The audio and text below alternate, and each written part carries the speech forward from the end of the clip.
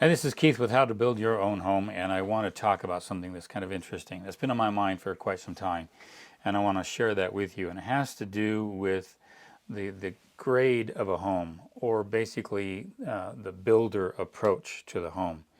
And we've heard of custom build, we've heard of luxury build, we've heard of builder grade, and a lot. I want to kind of categorize these to kind of help you understand. And really, what I want to do is help you understand the real cost and where that cost is. The first one is the DIY first build, or the first anything that anyone does. It could be a deck, it could be a driveway, it could be painting a room, whatever it may be. The first time you ever do that. That tends to run into a lot of costs and changes from mistakes. Okay, that's the DIY first build. There's a DIY expert build, which is someone who's been through it either multiple times, several times, so they don't have to face any mistakes and therefore changes from those mistakes. If the changes occur, it's because, oh, I see a better way, and they're foreseeing a visionary approach to make something better during the process. A DIY first person, they don't see that. They just see the mistake after the fact, and they can't see it during the process so they can fix themselves. Then there's the builder grade. A builder grade is where there's zero change. At least that's the goal. A builder will build something and they'll put it on the market after they are done. That's called a builder grade home. They fight costs, they get it the way they want, and they put it on the market and they sell it. There's just no change. If they make a change, it's their call, it's not the client's call, but then again, it's in-house. All right. Then there's the custom build. All right. Custom build is where there's nominal change. It's just a little bit of change. Some builders will put up with just so much before they go nuts, and that's just a custom build. I can kind of move that wall. Yeah, we can do a farmhouse sink instead of a bottom mount sink. That we can make that. These are changes that they can kind of incorporate as they go. All right, I'm going to come back to that in just a second. Then there's the luxury build. This luxury build is where you have lots of changes and you accommodate for that during the course of the build. The problem is that people who buy a builder grade home, or they want the price of a builder grade home, but they want lots of changes. And that's where there's a huge conflict. I'm not done. There's one more. It's called an AsBuilt. An AsBuilt is where you are planning on making a ton of changes during the course of construction. In fact, some cities will allow for an AsBuilt. However, there's a caveat. You have to actually record every single change, and you have to document every single change in your architectural plans and in your structural engineering plans, and then the city has to have those plans at the end of the project so they can see and document and even change the permit fees or what have you at the very end of that whole project. That's the most costly, is an as-built job, because you're documenting everything, and that's an actual permitted, approved build, is an as-built job.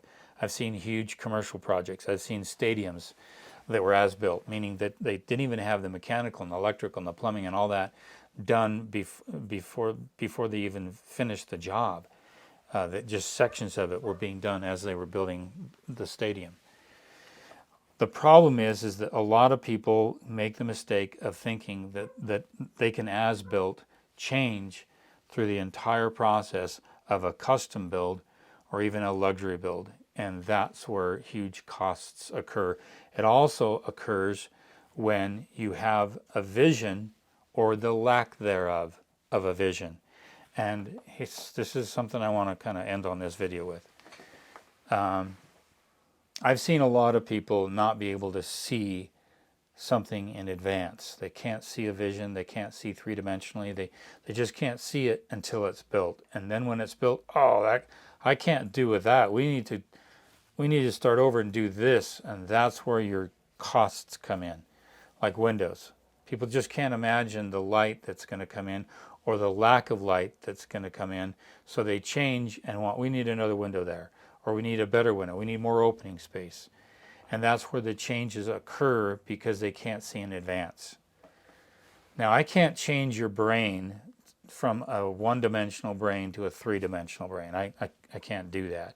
But what I can warn you is that if you're a strictly one-dimensional person and you can't see something until it's actually in your face three-dimensionally, that's going to you're going to incur some costs. So you want to have a partner, your husband, a wife, friend, or whatever, and if they can think three-dimensionally, they need to be on the site with you so they can visualize it for you and help communicate to you so that you don't make huge mistakes, okay?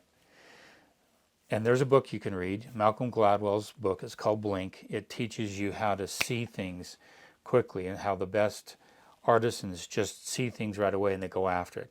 Michelangelo's David is a perfect example.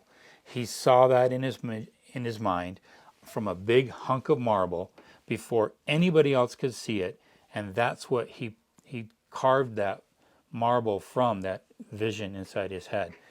And he saw it three-dimensionally. That's hard for a lot of people. If you can't do that, you need to get somebody on board.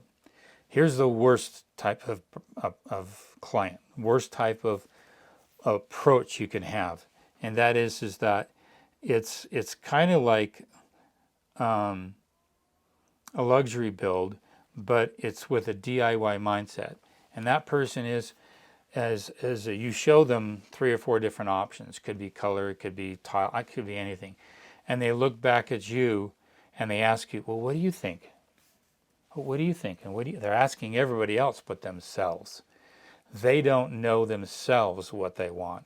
And so they're looking for confirmation everywhere else. And then if you don't have the right artist communication or the right way to communicate it, they get frustrated because it's not confirming to them what they want to hear, that they're wonderful and great, right? And if you just turn back to them and say, if they ask you, what do you think? You say, I think this just looks great on you, or I think this is the best selection you've selected.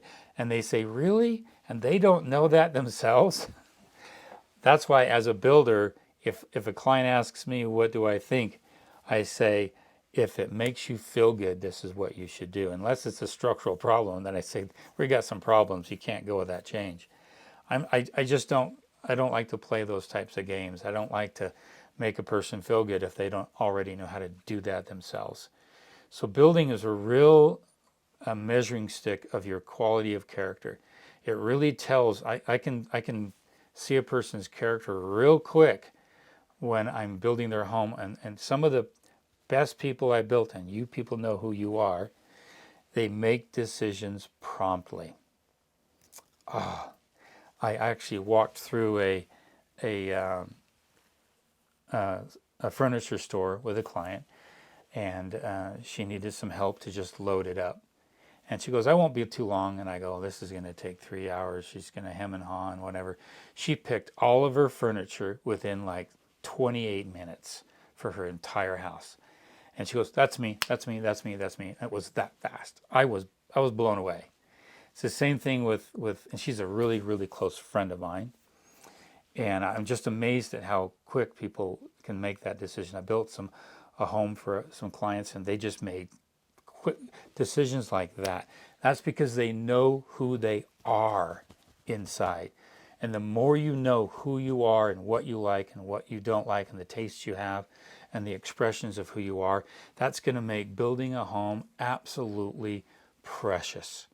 So building a home is really the outward reflection of yourself. And if you know who you are really quick, I'm telling you, it's going to make building that home all the better. So if you have to read 50 different self-help books and all kinds of books to help identify who you are, and if you have to sit in a meditation in the forest to know who you are, I'm telling you that's going to help out the entire process. You can avoid all the costs in changes. And changes occur a lot of the times because 2 reasons. We see a new way to do something, or we come across a new product or a new technology, and we want to incorporate that into who we are. Or we don't know who we are, and we're constantly getting affirmations from other people. You don't want that second. You want to know who you are. This is the best of advice I can give you on building a home. And don't try to do it as an as-built. That's going to be very costly. And if it's a luxury build or a custom build or a builder grade build, it's all determined by the number of changes you're going to make, and whether those changes are made from the vision you see or you just need confirmation from other people. This is Keith Kiosk with How to Build Your Own Home.